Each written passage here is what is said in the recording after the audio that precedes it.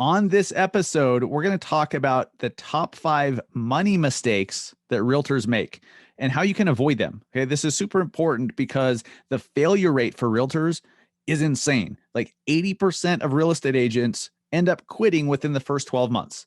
80%. And then 90% of agents quit within the first 2 years. I believe that a lot of that can be avoided if you just know a few things going into it. And if you're already well into your career, there's probably some of these mistakes you're still making that may be costing you millions of dollars down the road, millions of dollars compounded over time. Okay. Millions of dollars in missed opportunity. We're going to talk about that stuff today so that you are not one of those 90%.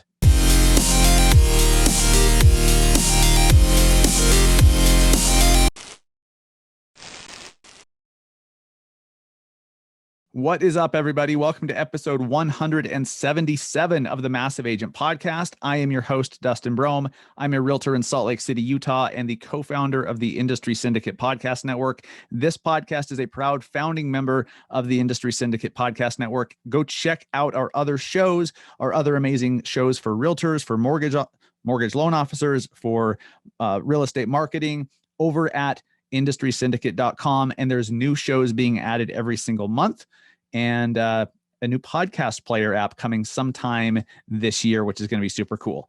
All right. So why do agents fail, or why do agents end up struggling and shooting themselves in the foot financially? And there's so many different reasons for this. And let me pull up my notes here so I have them. I broke it down to, and by the way, you know that I'm serious here. Like if I have notes for the show, because normally I'm just like, I wing it. Maybe I have a couple of bullet points to hit. Today I have some serious notes because I want to make sure I hit this shit. I came up with the 5 biggest mistakes that realtors make that's killing them financially. All right. And then how you can avoid them. I guarantee you that you watching right now, or listening or watching, if you're on YouTube, you're making at least one of these mistakes. I mean, I am, and I try not to. I'm aware of them, but sometimes I need a swift kick in the balls, to be totally frank. Let's get into it with starting at the very beginning. Okay. If you are not yet in real estate, or you have recently become an agent, you're probably going to be nodding your head to this. Okay. If you made the same mistake I did, guys, every single one of these mistakes I made. I know how important it is to avoid these. And thank God you guys are listening. So even if you are making these mistakes, now you can be conscious of them, flip it around. And we're not just going to talk about the mistakes. We're going to talk about solutions, what you guys should be doing to fix it, what you guys should be doing to reverse the trend of, what these mistakes are costing you financially and, emotionally. Because if you're making some of these mistakes, it's draining you and draining your family, not just financially, but spiritually, emotionally, mentally, all that stuff. And I speak from experience. When I got into this industry 11 years ago now, I made mistake number 1. I got into real estate with 0 savings. I had no runway whatsoever. I got into real estate not knowing any better. And I'm sure a lot of you guys, same thing. Like you got in and you're like, all right, I have my real estate license. Let's go sell some homes. It's time to make some freaking money. Well, for me, that money didn't come for 6 months. Or was it 7 months? 6 or 7 months. That's a long time. I didn't have any savings. And then once I did get my first commission check, it was like $1,700 because I had to split it with the team. I had some other expenses to pay for. You guys know how that is. As soon as you get a deal under contract, you're like, ooh, how much money do I have coming in? And you start counting your money before it's your money, right? So that's like a bonus mistake, counting your money before you actually have it deposited into your account, before you actually have the check in hand. That's another big mistake. Let's call that number 6. Guys, we just jumped right to the end. There's number 6, is counting your money before it's actually your money, because shit happens all the time that delays transactions, causes transactions not to happen. And if you spend that money on paper or in your mind before it's there, you can get yourself into deep, deep, deep shit. Yeah, like I did. So number 1, not having savings when you get into real estate is a huge deal. If you can, and I know not everyone can do this, But if you can, if you have the ability, like maybe you have another income in your household, which is fantastic. Like if your spouse has an income that can support and pay the bills and everything, that's fantastic. If not, if it's just you, try to build up 6 to 12 months worth of expenses before you get in. Okay. Because how nice is it? No, like if you get started and you're like, look, even if it takes me a year to get my first sale, which is a long time, how nice is that knowing that you're not super stressed about it? That weight is taken off your shoulders right from the get-go. And then you can focus on growth. You can focus on getting better. You can focus on getting new clients. You can focus on the shit that actually matters, serving others, helping them accomplish their goals, getting them their house, helping them sell their house for a crap load of money. That's what you should be focused on, not your own paycheck. Bad shit happens when you're too focused on your own commission, and because you can't if you need money, if you're in a position where you're like, I need to close this deal, you subconsciously might start advising the client in a way that maybe isn't the best for them. You can't help it because your needs, your financial needs are there, and it's very difficult to just shut those off completely. They're going to seep into your communications and your advice and guidance for your clients. How amazing is that if you can just not have that stress? So save 6 to 12 months worth of expenses if you can. That will help you out dramatically, because I have no idea how long it's going to take to close your first house. It might be 90 days. It might be 9 months. I have no idea. It took me 6 months. Number 2, not setting aside money from every check to pay taxes. I did this for so many years, and it's still something I have to be conscious of. And so I hired somebody to take that off my plate so that they just handle it for me, because it's not natural to me. Let's say you get a $10,000 commission check. How easy is it to think, I have $10,000 in income? I have $10,000. Well, no, you don't, because you have taxes to pay, right? Now number 3 has a little bit to do with taxes, but or how to reduce your tax burden. But whatever your tax burden is, and talk to your tax professional, talk to your CPA, whoever it is doing your taxes. For the love of God, hire a professional to do your taxes, please. It's an investment. It's not an expense. It's like hiring a coach. It's not an expense. It's an investment that will help you save more. But ask them, say, hey, how much, like for every $1,000 that I earn, how much should I set aside? Maybe it's $300. Maybe it's $150. Maybe it's $400, whatever it is, and be conservative with it. So for if you have a $10,000 check coming in, don't, for the love of God, do what I did and just say, I have $10,000 in income. There we go. No, you have $6,000 in income. You put $4,000 aside for taxes if you're putting 40% aside. I think that if you guys are running it through a business and you have business expenses coming out of the business, I think 40% is probably high, a little bit too conservative, but just a nice round number. So no, you don't have $10,000 in income or in revenue. You have 6,000 because you put it off to the side. You put it in a savings account. You put it somewhere that isn't super risky. Don't put it into Dogecoin. All right. If it's set aside for taxes. Now, I'll get into this later because I made a shitload of money off Dogecoin as well, and cryptocurrency. We're going to talk about crypto in a little bit because there's a time and a place for that. Absolutely. But the money you set aside for taxes, let's say you have 30 grand set aside. You don't want that to turn into 2,000. Okay. If you put it into some risky shit, it could go down. Now, yes, I understand it could triple or double or 10x, and the 30,000 you set aside turns into 100,000. Yes, I know. But is it worth the risk to you? That's not something I can answer for you. I personally would rather have it in something that's making some return, but is relatively safe, can be liquidated fairly quickly so I can get after it, or rather so I can get at it. So don't have your money set aside for taxes and be super responsible and then put it in some risky investment that just goes to zero or cuts it in half and you're like, oh shit. So don't turn being super responsible into being a child or being irresponsible, because I've done that too. Number 3, another big mistake agents make, maybe you, is doing business in your own name, doing business as you, doing business as a sole proprietor in the eyes of the IRS versus having an LLC or an S Corp that you do business under. There are huge tax advantages to having a business entity. There's a huge liability, what the hell? There's huge liability. I want to say concerns. There's liability concerns if you don't have a business that you're doing business in. It reduces liability dramatically. So let's say if it's just you, if it's like, Dustin Brohm, the realtor in my personal name, if something happened that I was personally liable for, that I screwed up in the job, I, didn't put rock salt or ice melt on the steps of one of my listings and somebody fell and then they wanted to sue me. Well, if it's me, like there's no asset protection, there's no liability protection. They can sue me for everything, right? All my personal assets, all my shit, my properties, they can come after me. If it's the business, then you're protected a little bit there. Again, I'm not a tax professional. I'm not, a liability and asset protection professional. I'm just a realtor. This is from my experience, and some of this is opinion. So make sure you check with your CPA on the specifics of it in your state.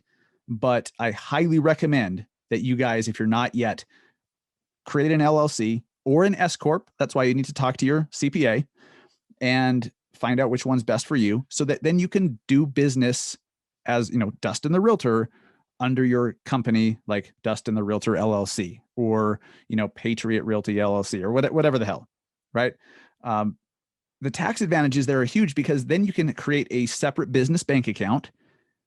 And this is a big deal. Like if you don't have a separate bank account for your real estate business, you are doing it wrong. You are screwing up royally. It's so much easier for your bookkeeping, for just looking at it, knowing, how much money do you actually have, how much, if you're paying for your website, paying for, if there's a monthly fee for your brokerage, if there's this and that, where does that come from? If it's all just in your personal account, that's a shit show. Let's avoid shit shows. We could sum this whole episode up with this: avoiding financial shit shows is a great way to stay in business. It's a great way to have longevity as a realtor. So let's avoid that financial shit show, shall we? That was a tongue twister, but I freaking nailed it. All right. LLC or S Corp. Okay. You can have a separate business bank account. You can run all your expenses through there. You can have your income come in through there. Your brokerage can pay your entity. It can pay your business instead of paying you. So then that income, a commission check, for example, a revenue share, a profit share, or, wherever the income is coming from, goes to the company. And then you pay expenses, gas, closing gifts, marketing expenses, blah, blah, blah. Your, the lease for your car, whatever, all that stuff as business expenses. So if you make 100,000, no, we're going to raise the bar here. You make $1 million in gross that year after expenses, you're only taxed on 400K, right? So that's where having an entity makes so much sense for liability protection. That's it. Not liability concerns, even though that's true. Liability protection and tax advantages. So talk to your CPA, for the love of God. I am not a tax professional. I'm just a real estate agent who stayed in a Holiday Inn 5 years ago. I don't think I've ever stayed. How weird is that? I don't think I've ever stayed at a Holiday Inn. Maybe one time in San Diego. I think it was a Holiday Inn. Other than that, no, I'm too fancy for Holiday Inn. Too fancy. Kidding. Number four, not reinvesting into your business, not reinvesting to grow. Like I was talking about, if you have a $10,000 commission check coming in, if you mentally look at that and say, I have 10 grand. Now, like I can go buy this, I can go pay for this, and it's all just spent. You're not reinvesting to grow. Okay. What about marketing? What about lead generation? What about investing into client appreciation events? What about closing gifts? What about Christmas gifts? What about, hiring a coach, taking a course, whatever it is? You guys need to do that shit. Okay.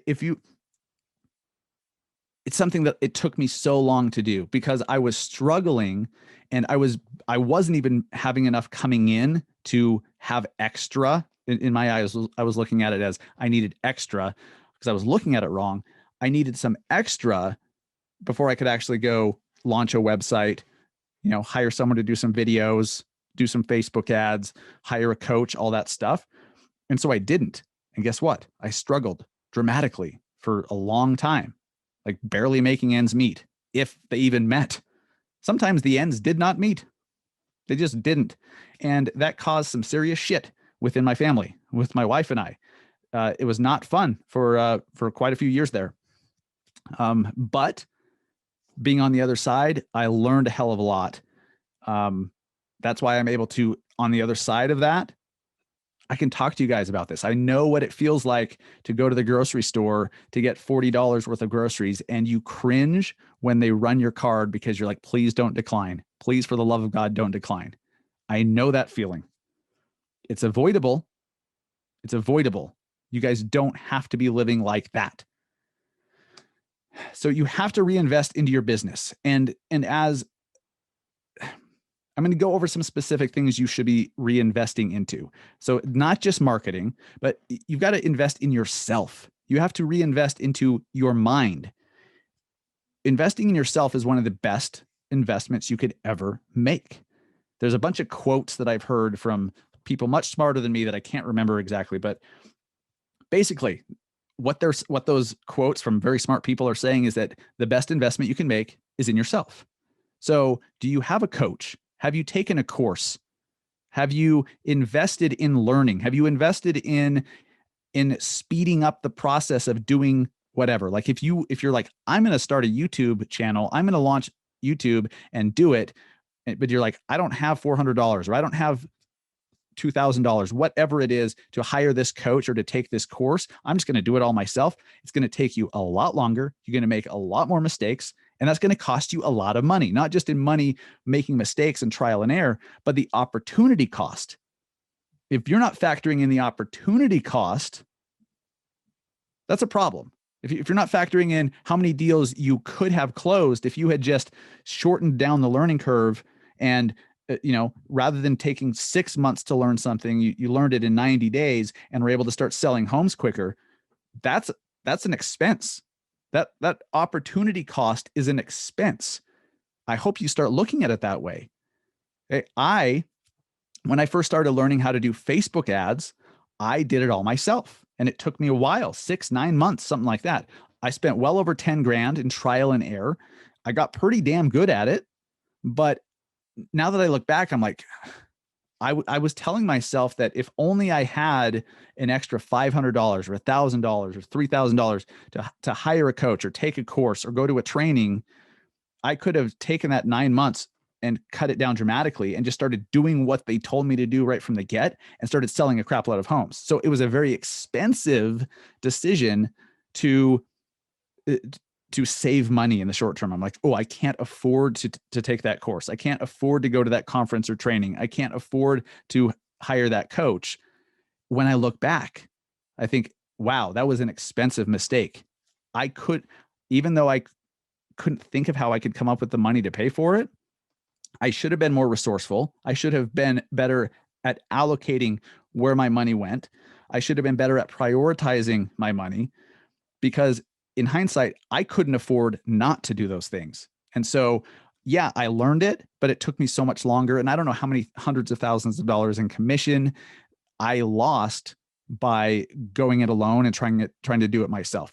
That's why we started the Massive Agent Society. That's why I started it the way that we did. Massive Agent Society is like, it's what I wish existed back then. Because there was stuff that was like $5,000 a month, $2,000 a month. I couldn't afford that shit, but $300 a month, I absolutely could have made that work and had the blueprint right from the get-go. So that's why we created it. Reinvesting into yourself is huge. And then just reinvesting in general, investing the money that comes in, is so key. So I'm going to talk about real estate. I'm going to talk about stocks. I'm going to talk about crypto a little bit. And so I'm not going to go crazy into the weeds. So if you're like, I do not understand crypto, I do not understand Bitcoin, cool. I don't understand how electricity works. I just know that when I flip that freaking switch over there, it turns on the lights.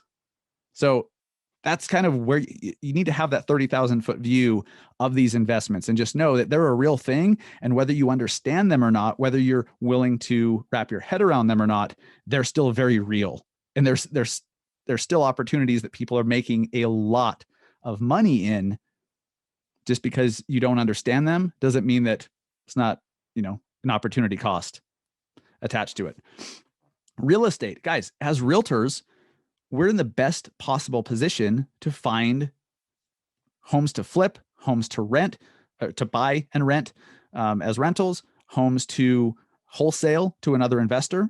Okay? Wholesaling is huge. You basically get a house under contract for $100,000 and flip the contract. You're selling the contract to another investor for $130,000, and then they close on it, and that $30,000 difference is yours. That's your wholesale fee. So check with your broker on that. Some brokerages don't allow it. Some states don't allow it.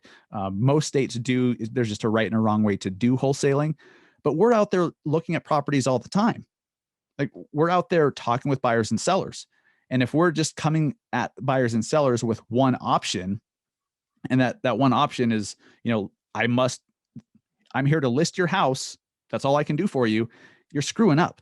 What if they don't want to fix up the house to list it for top dollar? What if they just want to sell it as is with all the shit in it? What that never happens? Of course it happens. It happens all the time. We think that every single seller has the same wants, desires, and goals. Well, yeah, ideally they want top dollar, but sometimes they'd rather sell it in a week as is with all the shit in the house without the repairs done, make a little bit less money, but have it done now. When the house sells, let me rephrase it. Sometimes that is the most important thing, how fast it can be done and how painless it can be done. Sometimes that's much more important than how much money this seller is going to net.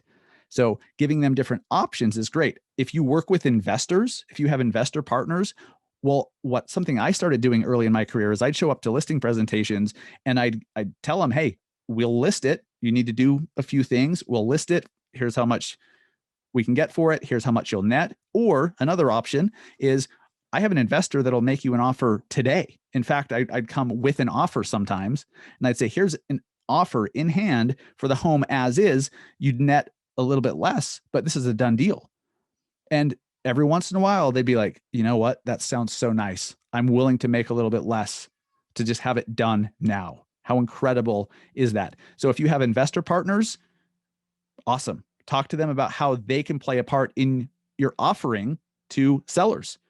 If you have a brokerage that has an iBuyer program, eXp Realty, for example, I think Compass does too. eXp, who else? Keller Williams partnered with OfferPad, or at least they did in the past. I don't even know if that's still a thing anymore. I know eXp has express offers. So eXp agents, once they get certified with it, they just have to go through a little training. So they learn all the ins and outs, but they can show up at a listing presentation and say, hey, here's an investor offer. They'll just buy it cash. And so then the company, the brokerage, has this extra tool for you. It's not competing with you like Open Door or OfferPad or Zillow Offers. Those are competitors of agents. Okay, they're competing to just buy it directly from the seller. Whereas if your brokerage has an iBuyer program, it's another tool in your tool belt to offer that option to sellers. Pretty cool. But then also looking for rentals and flips and wholesales for yourself. I mean, sometimes you're like, this house is great. Like, I want this as a rental. How about I just buy it? I'll list it or I'll buy it. You give them options, let them decide, make sure you disclose everything so it's all ethical and good. But you can pick up a lot of rental real estate or flips because you're out there in the trenches every single day. So keep your eyes open for that stuff. Stocks. If you don't understand stocks or you're not investing in them, you're making a big mistake. Now, one of the best things I ever did for my own education had nothing to do with college. It was I went to the county library and I got Stock Investing for Dummies. And I read Stock Investing for Dummies and I learned about market cap and PE ratio and how stocks work and all that, the basics, right?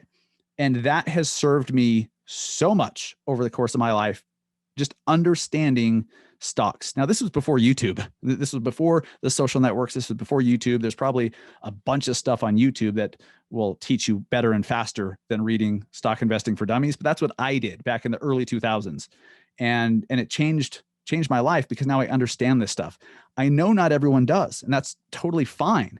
But stocks are a great option to take some of the proceeds. Like if you have commission coming in and you're like, okay, what should I do with this? You've got to start putting some of the money that you earn aside.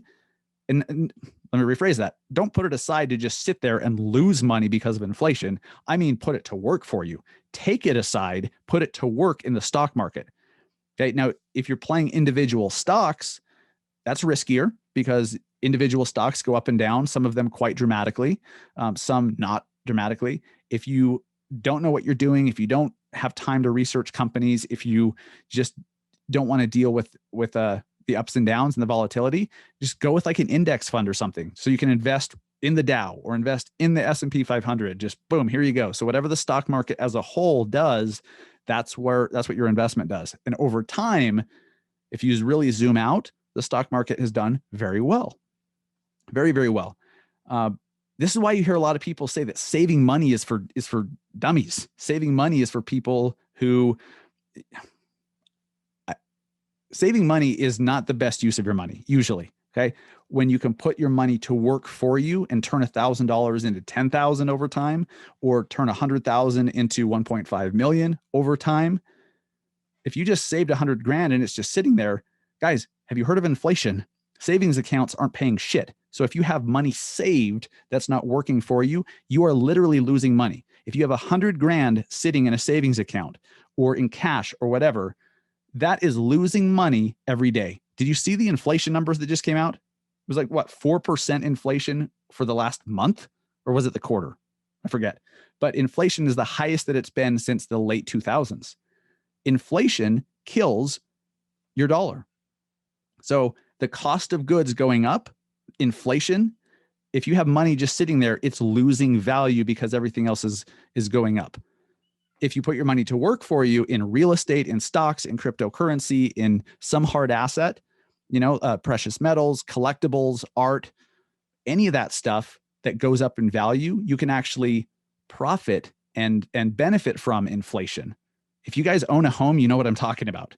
And you guys that are selling homes to people that buy it today for 400 and then next year it's worth 570, inflation helped them, right? It's the renters that are getting crushed by inflation. It's those who aren't homeowners, that don't have hard assets, that don't have real property, that are getting crushed by inflation. Those with money in a savings account, they're getting crushed by inflation. Put your money to work for you. So do what you need to do with stocks. And look, guys, one of the reasons why I chose eXp Realty is they give me stock. There's 6 different ways that eXp agents get stock. And only one of those ways is buying it on the open market. Okay. Of course, you can buy EXPI on the open market today, end of May 2020 or middle of May 2020. It's extremely low. It's taken a huge dip, which is on sale. So I'm putting thousands of dollars into buying more EXP stock because I know where the company's growing. But if you don't want to pay out of pocket for that stock, how cool is it that whenever you close a home, they give you a chunk of it, or you can buy it at a 10% discount, right out of your closing check. Then there's certain, you close your first deal of the year, they give you a chunk of stock. You bring agents over to EXP and help them to close their first deal, you get a chunk of stock. You hit your cap, they give you a chunk of stock. We're talking like, $200 or $400 worth of stock, not just like, a little bit. And that over time, it gets crazy. So there's agents on our team, there's agents within the company that just by doing what they were doing anyways as realtors, got millions of dollars worth of stock because they just got it so damn cheap. And then the company, the value of the stock went through the roof. And yes, it's come down a bit since the stock split, but even still, there's agents on my team that without buying them, without really buying those shares on the open market, they have hundreds of thousands of dollars worth of stock. If they were at brokerage A, brokerage B, brokerage C, who didn't have that stock incentive plan, they'd have nothing except for the commission they earned and maybe a plaque or a trophy for, winning some award or hitting their cap or whatever. So just the brokerage you choose can literally put you and your family on the fast track for wealth long term. Not in the next month, maybe not even this year, but over the next 3 years, 5 years. That's why it's one of the main reasons why I'm with EXP. It's a very big deal. I know they're not the only publicly traded company, but I believe they have the best stock incentive plan for realtors who just want to sell homes, and they give you a bunch of stock for doing what you're going to do anyways. Cryptocurrency. Let's talk about crypto for a second. Bitcoin is what most people think of. Bitcoin, then there's Ethereum, there's Dogecoin, which because of Elon Musk and the crazy run up, everyone's been talking about Dogecoin, which is hilarious. It's based on absolutely nothing. I'm not going to get into each little one, but I also want to, have some story time for you. Dogecoin, when I bought it at 6 cents, and it was pure gambling. It was just like, I think there's some momentum behind this thing. Elon Musk keeps talking about it. I think there's going to be a big push to get this thing up in value. So I bought, how much did I put into it? I forget, $2,000 or $5,000 I put into it when it was at 6 cents. Well, then it went up to 70 cents. Now it went up, it went down, and I sold a little bit along the way because I'm like, if it crashes down to nothing, which it's really not worth, like there's no basis to it. It's just whatever people are willing to pay. It's funny money. Dogecoin is. Bitcoin, another story altogether. It's actually based in real shit. But I started selling on the way up to take profits because, guys, when you are investing in something, you don't make money. You're not actually profiting if it hasn't been sold yet. You have to sell the investment to realize the profit. You have to actually sell it. So if you buy something at 5 cents and it goes to $1, that's great.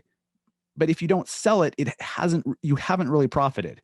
Now, I understand you may not want to just sell everything. You might want to hold long term. Cool. But understand it's only a profit. It's only a realized profit when you actually sell it. So I started taking some profits on the way up, and then I sold all of it at 66 cents. And then it kind of crashed after that, went down into the 40s. So I did fairly well on Dogecoin. It's fun. I enjoy that stuff. And just know there's not a whole lot to get with Dogecoin.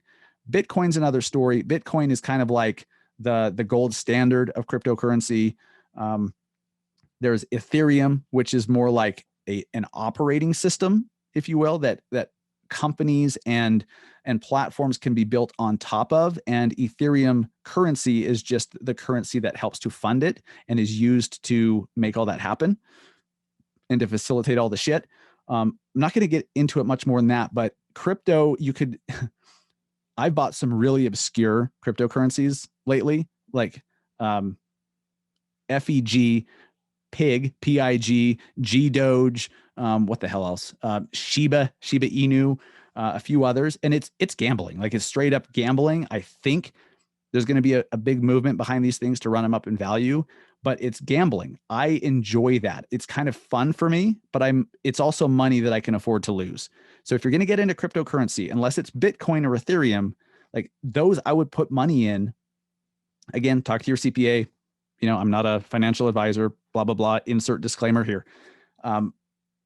Bitcoin, I'm absolutely putting money into every now and then because I believe over time, it's just going to keep going up in value and stay there. I believe we'll see $1 million Bitcoins at some time in the future. Maybe it's 2 years from now, maybe it's 15 years from now. I don't know, but I think that's where Bitcoin's going, along with a couple others. And know this about cryptocurrency. If you're like, wait, but how do you put money into Bitcoin if it's $60,000 per coin? You can buy fractional pieces of it. You can put just $100 into Bitcoin.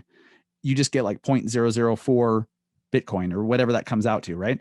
So you can buy pieces of it. Whatever amount of money you have, you can put into a cryptocurrency. You don't have to buy one full coin or however many full coins. You can buy a fractional piece of it, which makes it super easy, super cool. Stocks aren't that way. Like if you want a share of Amazon stock, what's Amazon? Let's see. I think Amazon is, I'm checking right now on my iPhone. Amazon's $3,151 per share.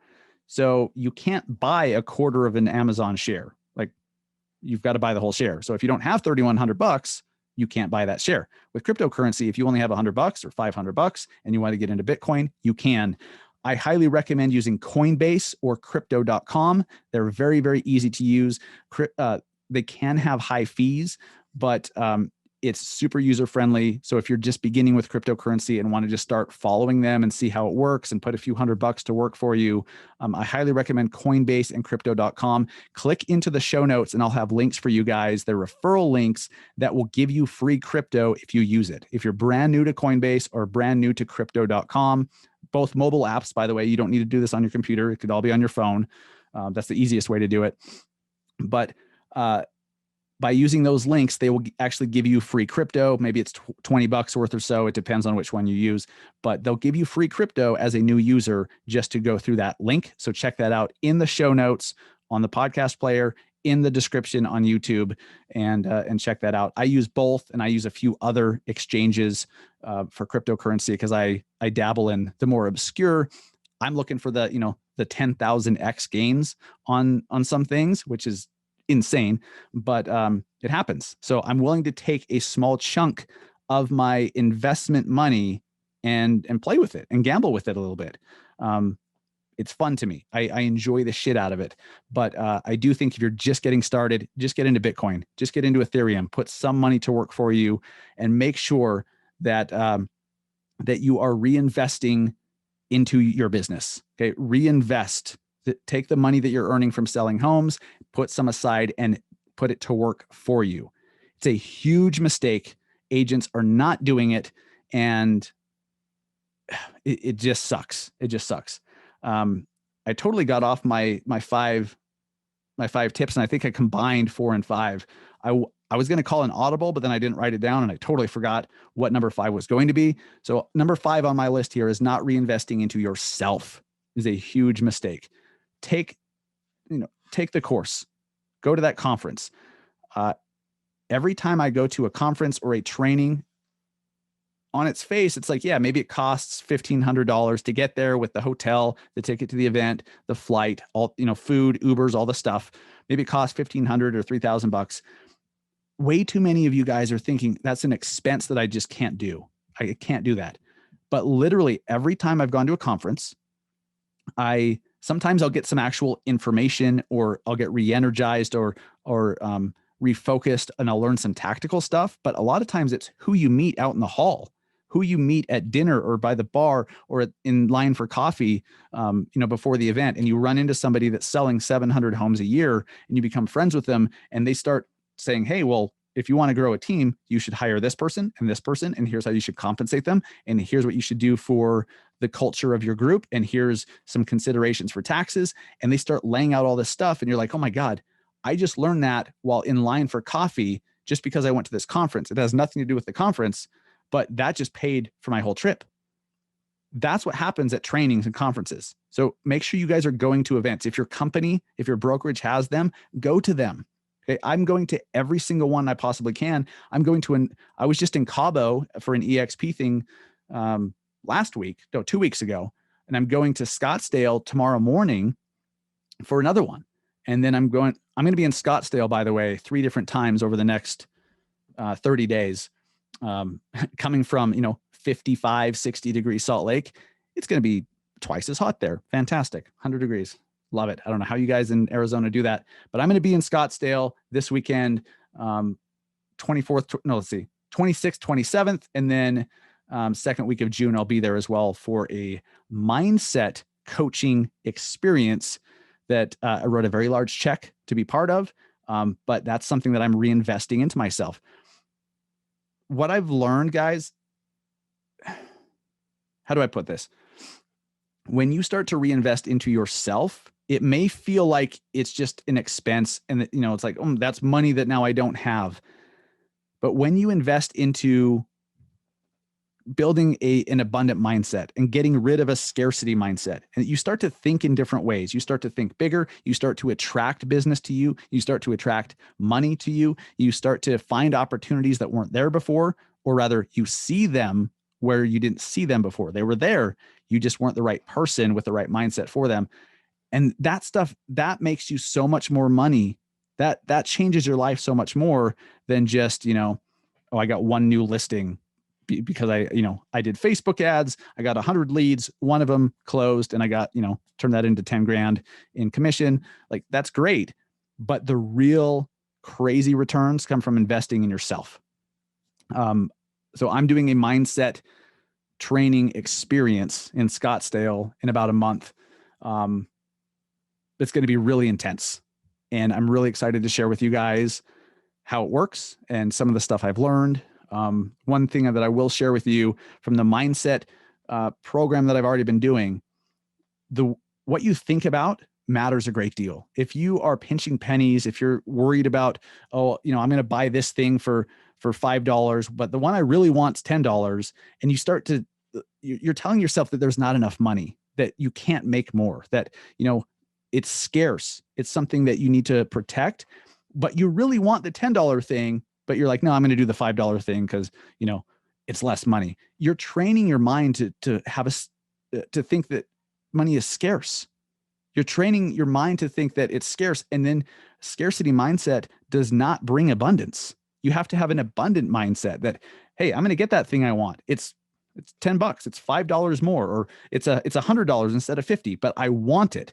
I want that thing. I'm going to do it because I can always make more money. That's an abundant mindset. And as you start to do that responsibly, you start to train your mind that, hey, I deserve this.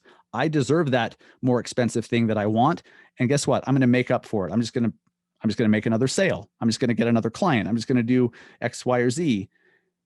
And it absolutely changes everything. I've seen some pretty magical stuff happen just since I started that mindset training. It was a 21-day challenge that I did. It was like $50 and it was incredible. The thing I'm going to in Scottsdale called Upgrade X.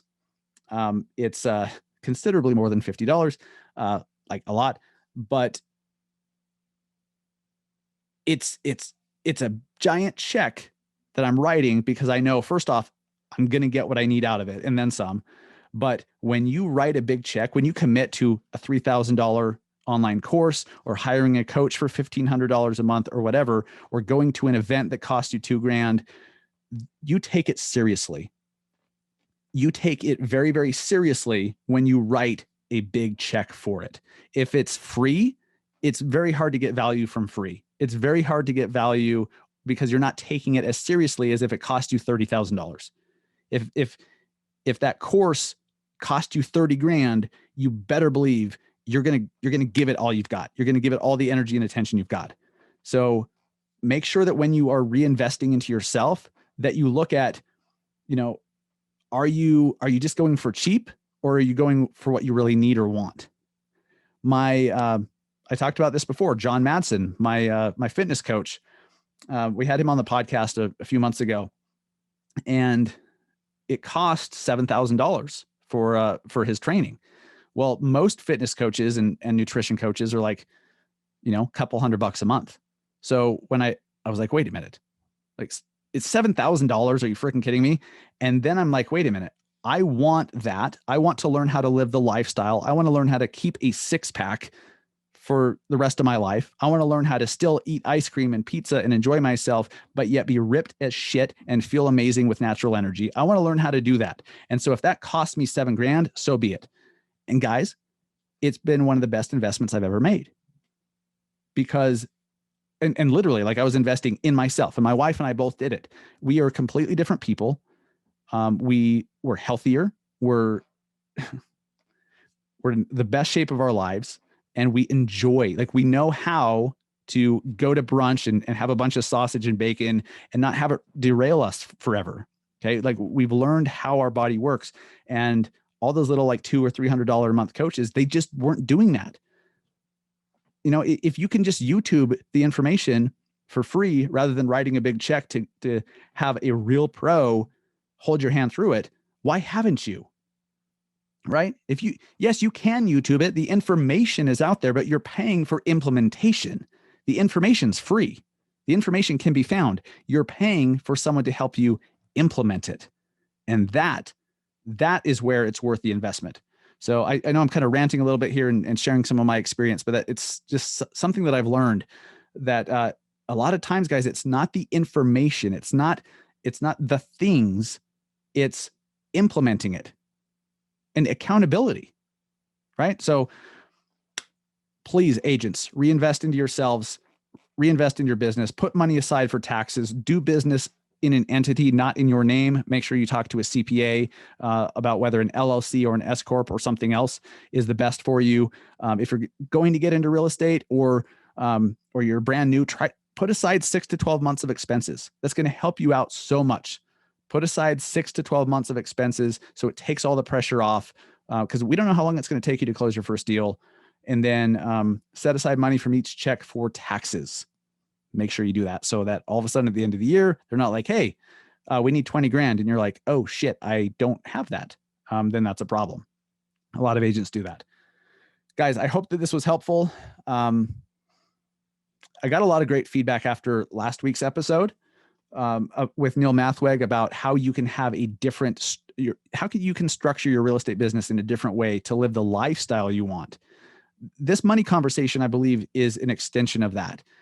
There's far too many agents that have told themselves a story of why they have to just stay with their team or stay with their brokerage or stay doing what they're doing on a day-to-day basis because they're busy. And they're like, well, I just need to do more. I just need to do more. Well, if that's literally what you want, is just to be busier, cool. But I really don't think you guys want to be busy. I think you want the income that comes from being busy. Well, there's other ways to get it. So I challenge you, if you haven't yet, go back to episode 176, listen to that. By changing things around and making a decision that I don't want to build a sales team, that I would rather build a group of agents all around the world that I'm a mentor and a coach to, that they're partners of mine and that I can just support them. That's actually what I want. And I don't have to manage any of them. They're fully independent, but I'm always here if they need me. My team, they all have my personal cell phone. We have a coaching call every Monday with Clayton Gitz and his overall group, very high level. Then I have, for my team, Tuesdays, we have another coaching call. Thursdays, the Massive Agent Society coaching call. And then everybody has my personal cell. And I help them build their business. If you want to sell a bunch of homes, I'm there to help. If you want to get your social media game on point, I'm there to help because I'm financially incentivized to be there for them. So I'm able to devote more time to those who are on my team just because of the business model. The revenue share model makes it possible so that I can take an hour out of my day to help so-and-so figure out their Facebook page or to run the Facebook ad or whatever. I can't just do that for everybody. So financial or incentivized mentorship is something that my brokerage makes possible. That's a very, very big deal. So that model works for me, and it's allowed me to have the income that I desire, the income growth that I desire, have the freedom and flexibility of my schedule that I desire, and not have to manage anybody. It's been a great thing, and I'm helping agents do that all around the country. Some of you guys are so much better than me, and it's cool to watch. It's cool to watch, but you guys know that I'm always there to help if you need me to. That's what I do for my team. I say all that to encourage you to keep your mind open to other business models, other ways of structuring your day and your business, other ways of marketing. Because if what you're doing is working, you'd be happy as hell, right? And maybe it's working and you are happy, but you're like, well, where do I go from here? Like, if I just keep getting busier and busier, at some point I'm going to burn out and I'm not going to be able to sustain it. I've got to make some changes. Yes, start thinking about those changes now. What are they? There's other ways of doing it. You just have to find the people who are doing those things and find out how they did it, and ideally get them as a mentor, get them as a partner. So if you guys are, if I'm speaking to you, if you're somebody that resonates with, let's have a conversation. I'll explain more about what joining my team will do for you and how being part of it can help you build what I'm talking about and build a similar business structure to what I've built. It's going to take work. It's going to take getting out of your comfort zone, no doubt. But I believe the upside for agents is more, I'm looking for another fancy word. Can't find it. I can never find the fancy word. So I'll just stick with my little pea-brained vocabulary. Wow, I can't even do that because I lose my train of thought. when I just want to encourage you one last time, open your mind to doing something different. Okay. Open your mind to someone else might have the answer that you're looking for. A lot of time our pride gets in the way, or we have our team jerseys on too tight and it affects our ability to think. You need to have an open mind. You need to be more curious about what else is out there. If you're more curious and you're willing to listen and learn and maybe accept the fact that, maybe my butt is in the wrong seat. Maybe I'm not in the right place. Maybe I need to move over here or move here and do this differently or add this. But if you're just so stuck in your ways, you're just going to keep getting more of the same. You're just going to keep getting more of the same. You know, what got you here is probably not going to get you there if you want to dramatically change your lifestyle. So I'm here to help if you want to talk about how we can make that happen for you as part of our overall Massive Agent team. Let me know. You can go to massiveagentpodcast.com/EXP and watch the video there for more information about the business model. But then all the extra stuff I'm talking about, we need to have a Zoom conversation, and you can schedule that right below that video player as well. So we can talk about how our team, how you'd fit into it, and how we can help you reach the goals that you're trying to reach. Guys, I hope that this was helpful. I went a hell of a lot longer today than I was planning on, but I think this is a super important conversation. And we can't just be talking about marketing and lead gen all the time. At some point, you've got to get your foundation right, your foundation strong, because if you don't have a strong foundation, or you have a crap load of money coming in, but then it's going out just as fast, what the hell is the point? Right? That's not smart. You've got to have a plan. And there's a lot of you guys that are leaving a lot of money on the table by not getting everything that could be coming to you. I'm going to leave it at that. I appreciate you guys listening. Thank you so much. Check out massiveagentpodcast.com for more info. Massive Agent Society is our lead gen and business organic growth platform training program, massiveagentsociety.com. Yeah, I know that that's vague, but paid and organic strategies, how to use social media the right way to get deals, how to use Facebook ads to get deals. We combined it into the Massive Agent Society. And then just shoot me a DM on Instagram at Massive Agent if I can be helpful or clarify anything, or if you have any questions you want to run by me. Appreciate you guys listening so much. We'll be back next week with another episode. I am off to pack my bag, going to Scottsdale tomorrow. You can kind of follow that and what I'm up to there on Instagram at Massive Agent. I'll be sharing what I'm doing in Scottsdale and what's happening there for anyone interested. Appreciate you guys. Go sell some homes, go close some loans. Have a great weekend. Talk to you soon.